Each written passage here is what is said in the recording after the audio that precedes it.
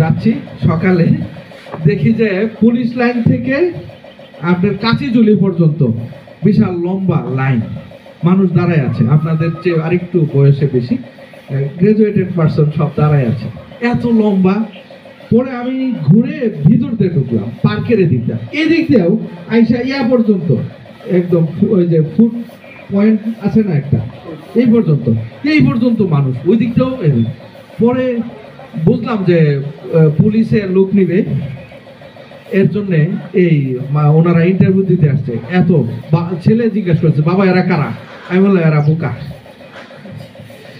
বলছে এরা কারা? আমি বললাম যে এরা বোকা।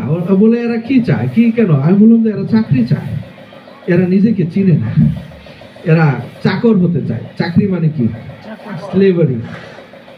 চাকরি, চাকর হতে চায়।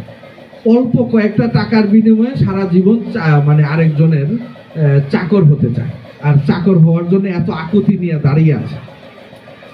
যাই হোক, এখন বলো যে চাকরি কি আপনি এত নেগলেক্ট করতেছেন? হ্যাঁ করতেছি, পরে বলতেছি যে আপনার লাইফে কি কি করা যায়। যাই হোক, তো এই হলো বাংলাদেশ।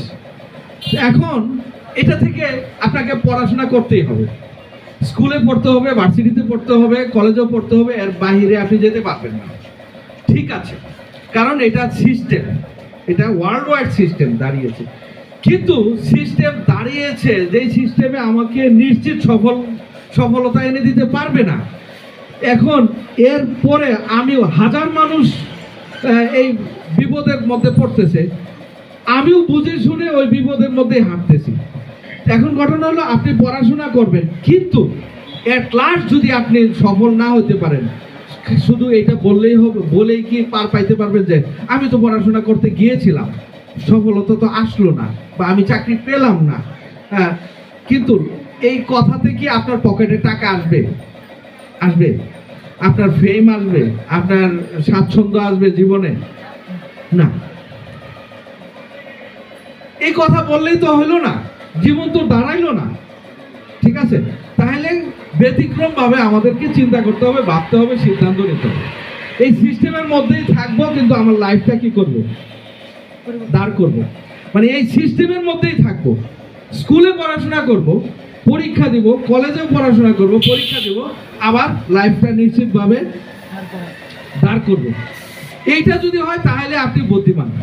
তাহলে কি আপনি বুদ্ধিমান? আর যদি আপনি এই স্রোতে ভাসতে থাকেন, শুধু স্রোতে ভাসতে থাকেন, আর এই যে 1% সম্ভাবনা নিয়ে আর 99% ব্যর্থতার সম্ভাবনা নিয়ে যদি আপনি স্রোতে ভাসতে থাকেন, তাহলে আপনার মতো বোকা এই ডিজিটাল যুগে আর কেউ নাই। কথাটা বুঝে আসছে?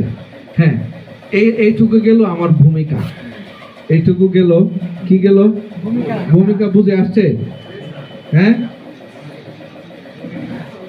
বুঝে আসছে সবার?